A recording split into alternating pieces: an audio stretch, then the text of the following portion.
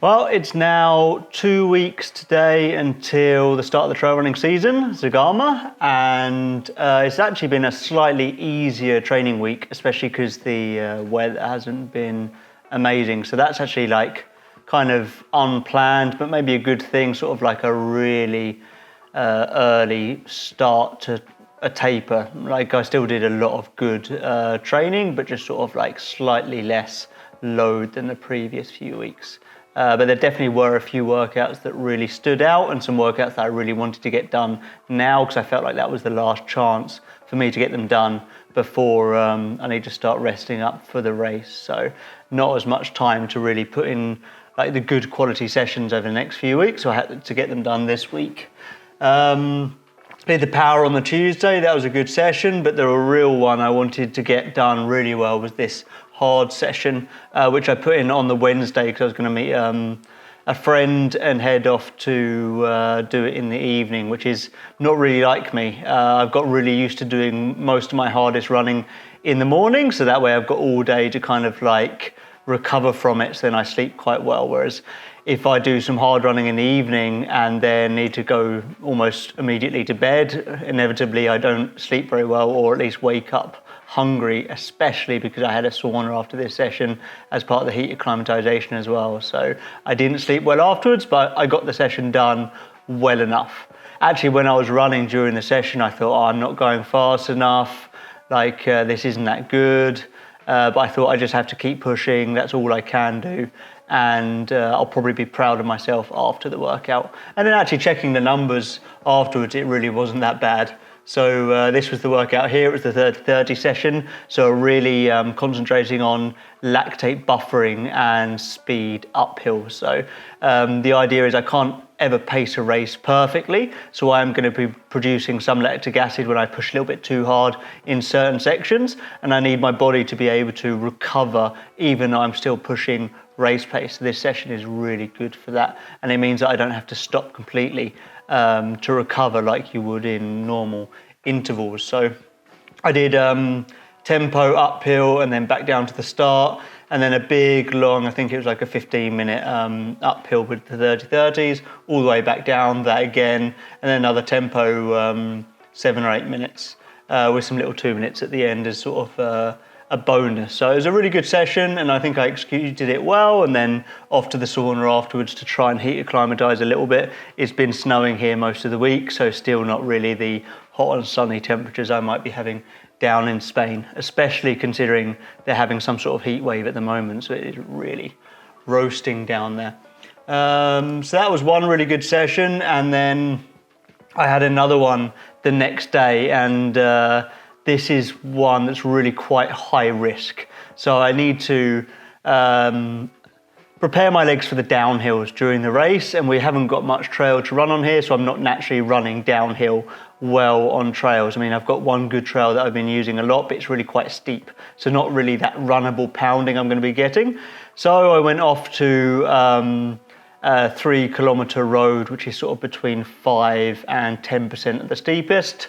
And I did the downhill leg conditioning workout. So this is high risk. If you've got any niggles or maybe injuries, probably best not to do this because it involves trying to run downhill pretty much as fast as you can go. And in my case, I did it 3 times. So that was this workout here. And you can see if we put it on the pace that the uphill, I tried to have it actually the entire session quite progressive.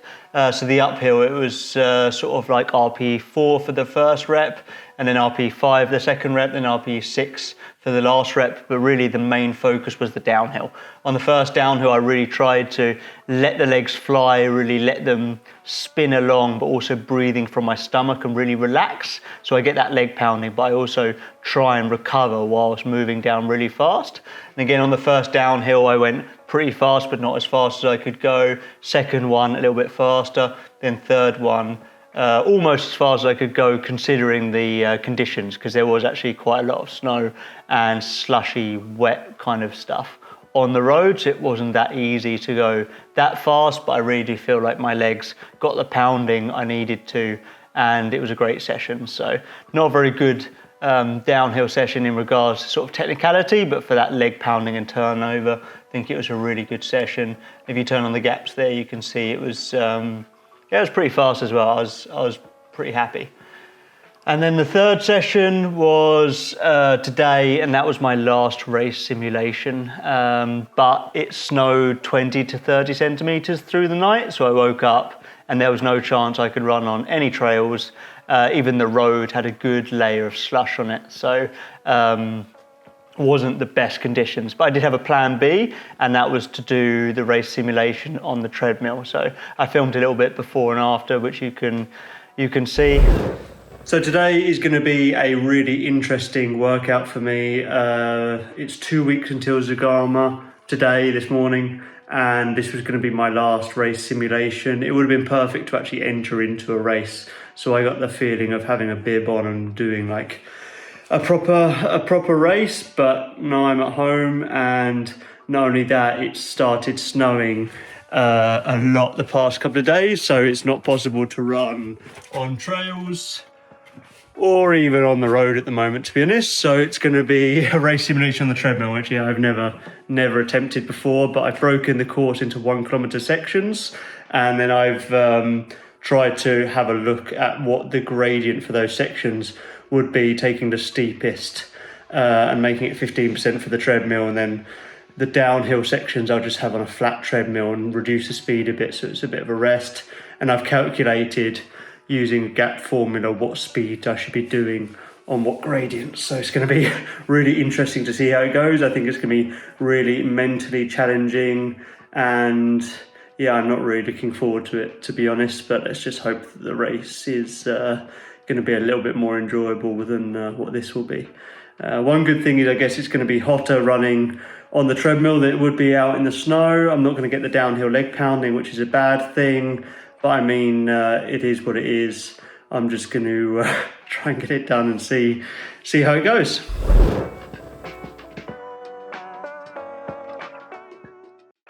I've literally just finished my race simulation, and it was actually way more fun than expected. I had Zagama live stream from last year up on YouTube, and watching it through, it was almost like similar time to as I was running the simulation. So that was good. The effort level was nowhere near as hard as it will be come race day, and there's a lot less stress. I mean, it was definitely like not really much of a simulation in that sense, but I took some gels. I think I took, let's see, 3 Mountain Dew gels and 1 Precision Hydration big pack. That's 90 grams of carbs in there, so 3 gels in 1 pack, and about 400 ml of Precision Hydration light drink. So not much drink. Yeah, it was good. It was as good as I can expect, and it looks like it might have stopped snowing. So good times.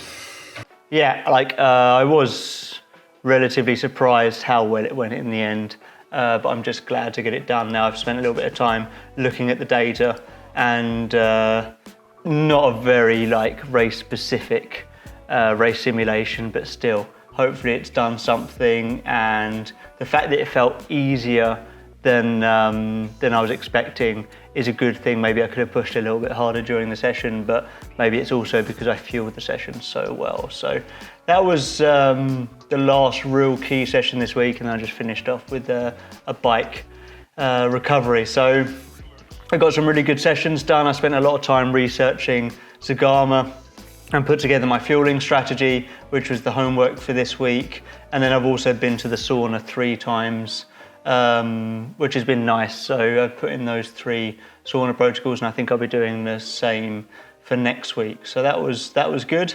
Actually, for next week, it's the week before tapering is going to start. So it's one of the last, it is the last week of sharpening before I go into tapering, but I kind of want to start reducing that load even more. So I'm going to drop down to a commitment 4, I think, and probably for all the key sessions, stick to progression 1, I think. So it feels like when I finish the sessions, I'm still a little bit hungry, like I still could do more.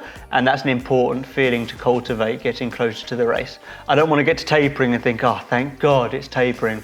Oh, I've been so tired because I've been training so much. Now I get to rest. I don't really want to have that feeling. I want to keep the momentum going by gradually reducing the training from now until the race. Then hopefully I can race well. So we'll prepare that week. And again, I'll probably put in 2 or 3 sauna sessions and do those after the key workouts. So 1 more week of proper training to go, and I've got to start packing and traveling down to sunny Spain.